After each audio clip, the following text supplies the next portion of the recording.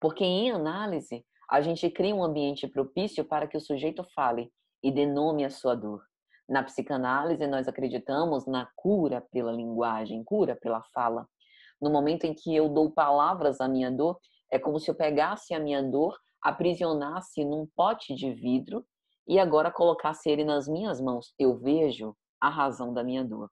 E ao reconhecer, eu tenho condição agora de modificar. Significa que eu vou modificar? Não. Mas significa que agora eu tenho condições de agir sobre aquilo que era uma espécie de ideia vaporosa, que eu não tinha muito condição de saber o que é. Agora eu sei. Mas agora eu preciso estar engajada para fazer esse trabalho. Eu vou enfrentar resistências inconscientes, tá? Eu posso desejar muito fazer análise, mas mesmo assim eu vou ter resistências. E é necessário esse tempo, esse manejo, essa paciência para poder não desistir no meio do caminho. Eu ouço muito em consultório. Quando a gente está chegando na análise, né? Chegando naquele ponto da análise que está ficando bom, o paciente eu não quero mais saber de terapia, esse negócio não vai dar em nada, e remexer com essas histórias, e dali a pouco volta. Não, mas vamos. Vamos porque precisa enfrentar. A mesma coisa diz respeito ao medo da morte. Preciso enfrentar.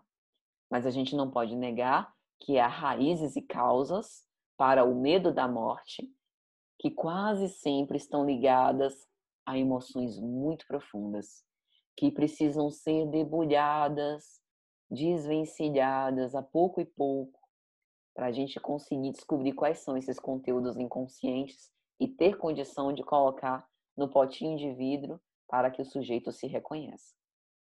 Quando nós pensamos em medo da morte, medo de morrer, apresentam-se diante de nós algumas hipóteses.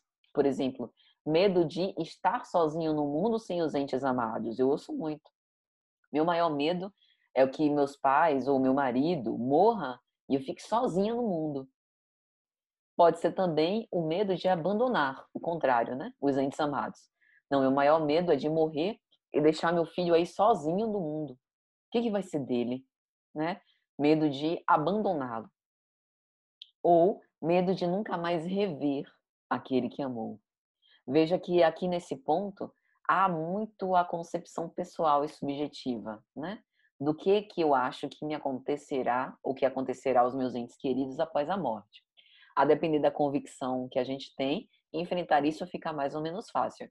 Por isso que Freud disse, nesse trecho que nós lemos em início, né? De que por querer evitar a vivência da perda, o homem criou a ideia da continuidade e permanência da existência da vida após a morte. Tem gente que acredita na vida após a morte e vive muito bem com isso. Particularmente, eu acredito no seguinte: viva conforme lhe gere bem-estar. Opte pelas convicções que vão fazer com que você viva com menos sofrimento, porque a vida é tão curta para a gente nutrir traumas e conflitos profundos.